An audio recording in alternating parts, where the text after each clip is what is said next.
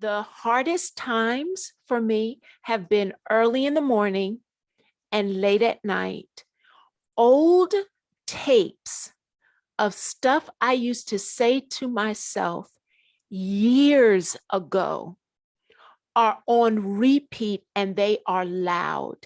And I feel like my brain, what science tells us, the first 20 minutes of the morning, whatever we open our eye gates to take in, is vitally important in those first 20 minutes. And then how we rest our mind to prepare for bed absolutely impacts our ability to rest. And so I understand why the enemy is like literally attacking me on those two spectrums of the day.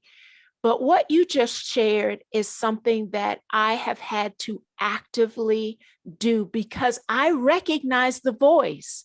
I recognize the tape.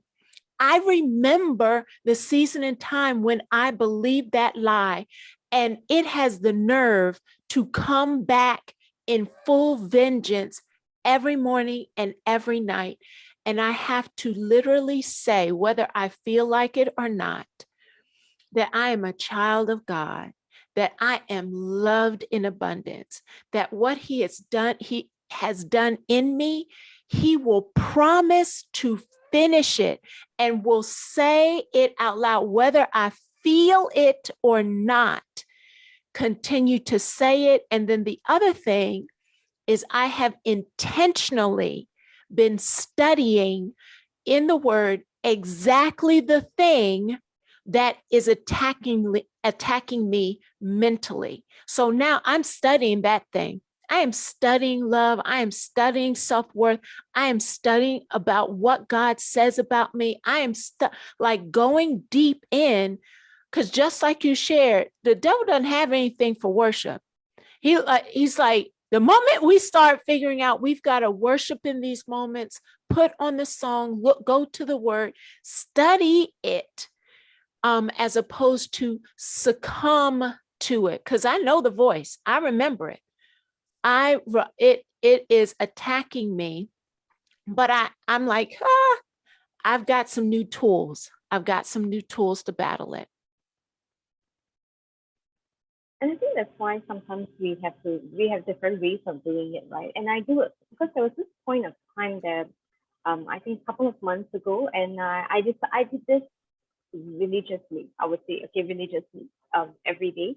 And there were three things that I did, which was prayer, praying in the spirit, praise, worship, and prophesying, speaking out. And what I did was, that was the time the Lord was telling me, so your thoughts was praying in the spirit. Because sometimes when we wake up, subconsciously, even we start our day, right? Our mind is like empty, right? And this thoughts keep coming in. Oh, like I have to do this, I've got to do this. And the Lord said, like, why not you use that time to pray in the spirit? Because when you pray in the spirit, you're actually kind of like fumigating everything, right? So I kept doing that. Okay, whenever I have a time, I'm like praying in the spirit. And then I began to do walk, and I did praise walk. So not praying, not asking anything, just walking and just praising, just worshiping, just enjoying that presence. And when I came back and I journal and I start to speak out, I was in a better place. I would say that I was so conscious of who I am that I was able to speak out and prophesy and what I want to see in my life. Because we have faith pictures, and this is something that I've been learning for some time already. Like sometimes the image that we have in our mind and what we seek for is very different from the picture that we see in our heart. Like we could, for example, like I could feel like I want to be healthy, I want to be strong, but deep down in my heart, I don't see myself that way, and I speak that. So there's an inconsistency going on in there. So it basically, when you do this, you get everything aligned. You get your mind, your spirit aligned. And when you speak forth, you're speaking forth what you see. What is the faith picture that you see in your heart?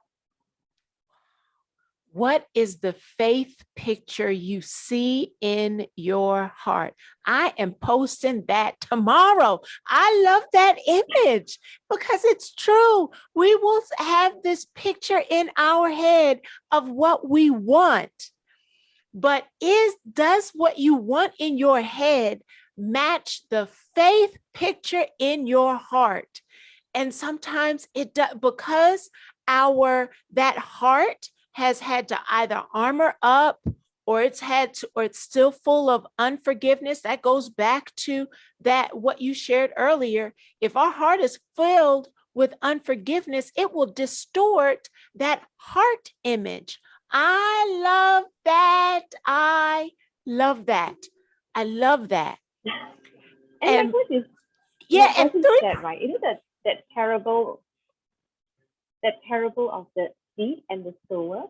A lot of times you can actually look at it in a way that it's the word, right? And also can, if you look at one of the things, it's also faith pictures that the Lord plants in your heart as seed, and before the seed can grow, what happens is we choke it ourselves. We choke it with our negativity. We choke it with our bitterness. We choke it with, it's not going to happen. I'm not seeing coming to pass. So we choke it ourselves. We are not nourishing it. We are not like, meditating on it. We're not expecting. One of my favorite hashtags that I always put on top of my Bible is be expectant.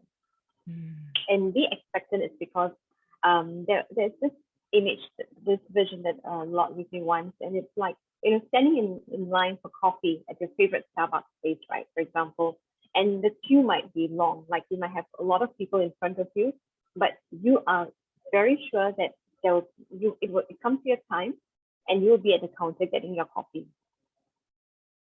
And that for that particular queue, you're paying for it. But in this way, in God's economy, it's paid for. It's really paid for. We're just waiting in line just to get it.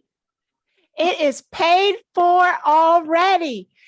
Wait there and be ready to receive it. I love it. Ready to receive it. Just like at Starbucks, you wouldn't pay and then go outside and walk around and wander around like I'm going to the end of the counter and get what I paid for. God paid for it already. All we have to do is receive it.